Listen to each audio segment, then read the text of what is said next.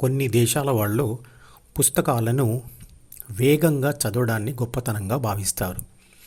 కానీ మన పూర్వీకులు ఏ శ్లోకాన్ని అయినా చదివినప్పుడు దాని పై అర్థాన్ని మాత్రమే పొంది ముందుకు వెళ్ళకూడదు అని చెప్తారు. మొదటిసారి చదవగానే అందులో ఏదో ఒక అర్థం మనకు స్ఫురిస్తుంది. కానీ దానితో తృప్తి చెందక దానిని అనేక కోణాల్లో ప్రశ్నించాలి, సమాధానాలకై వెతకాలి, వాటిని విశ్లేషించాలి, మళ్ళీ మళ్ళీ నెమ్మదిగా చదవాలి. అప్పుడే ఆ విషయంలో చాలా లోతుకు వెళ్తారు. అప్పుడే ఆ శ్లోకంలోని అసలు విషయం అంటే శ్లోకం రాసిన వాడి దృక్కోణం అర్థమవుతుంది. అప్పుడే ఈ విశ్లేషణ విధానం కూడా అలవాటుగా మారిపోతుంది. ఆ విధానాన్ని జీవితంలో అన్ని సందర్భాలలో వాడడం వల్ల అనేక సమస్యలు తగ్గిపోతాయి. అలాంటి విచక్షణ మరియు విశ్లేషణ విధానంలో తీసుకున్న నిర్ణయాన్ని చాలా తేలికగా ఆచరణలో పెట్టగలుగుతారు. అర్థం లేని మరియు అర్థం తెలియని మంత్రమైన శ్లోకమైన వ్యర్థమే. గాయత్రి మంత్రాన్ని మీరు 100 సార్లు చదివినా అది మీకు ఎలాంటి లాభాన్ని ఇవ్వదు.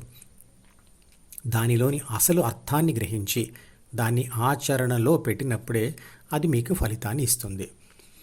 సంస్కృతం వాడుక భాషగా ఉన్న ఆ రోజుల్లో ప్రతి ఒక్కరూ అతి మామూలు విషయాన్ని కూడా సంస్కృతంలోనే చెప్పేవారు. కానీ ఈ రోజుల్లో సంస్కృతం తెలియని మనం సంస్కృతంలో ఉన్న లేదా అన్న ప్రతి మాటలో ఏదో ఒక గొప్పతనం ఉందనుకుంటాం. ఉదాహరణకు ఆ రోజుల్లో భిక్షగాడు భిక్ష అడగడానికి సంస్కృతంలోనే భవతి భిక్షాందేహి అన్నాడు. అందువల్ల దానిని ఒక గొప్ప మంత్రం లేదా శ్లోకం కింద తీసుకోము కదా. కాబట్టి చదివే శ్లోకాన్ని అయినా మంత్రాన్ని అయినా మరి ఇతర విషయమైనా విమర్శనాత్మక మరియు విశ్లేషణాత్మక దృష్టితోనే చూడాలి, ఆచరించాలి. అలాగే ఓం అనే పదానికి మనం అతి ప్రాధాన్యత ఇస్తాం.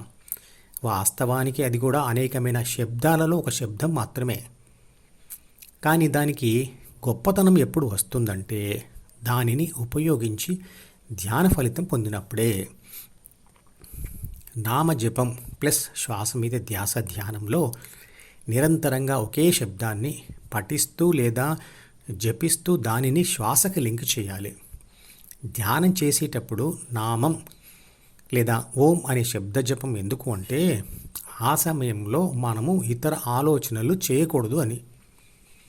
మీకు నచ్చిన ఏ చిన్న శబ్దమైనా లేదా పదమైనా మంత్రంగా ఉపయోగించవచ్చు.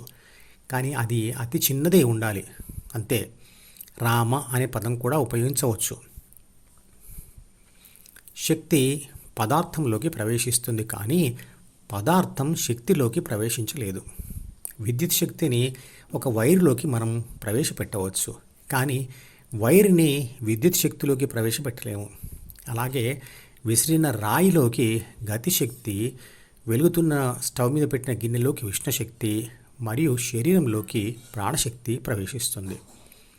శక్తులకు వేరువేరు ప్రత్యేక లక్షణాలు ఉంటాయి.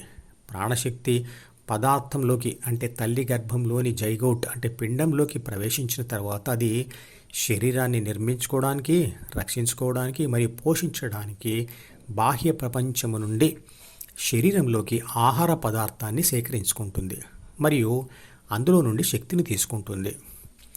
పదార్థంలోకి పదార్థం ప్రవేశించవచ్చు. మన శరీరంలోకి మనం తినే ఆహార పదార్థం ప్రవేశిస్తుంది. తిన్న ఆహార పదార్థం ముందు ఏటీపీ అంటే అడినోసైన్ ట్రైఫాస్ఫేట్గా మారి తర్వాత దానికి నీరు తగిలితే అందులో నుండి ప్రాణశక్తి వచ్చి అన్ని జీవకణాలలోకి ప్రవేశిస్తుంది. ఈ మధుపదం యూట్యూబ్ ఛానల్ వీడియోని సబ్స్క్రైబ్ చేసి గంట గుర్తును నొక్కి ఆల్ని సెలెక్ట్ చేసి ప్రతిరోజు యూట్యూబ్ ఓపెన్ చేసి అడుగున ఉన్న సబ్స్క్రిప్షన్ బటన్ నొక్కితే అన్ని లేటెస్ట్ వీడియోలు చూడవచ్చు.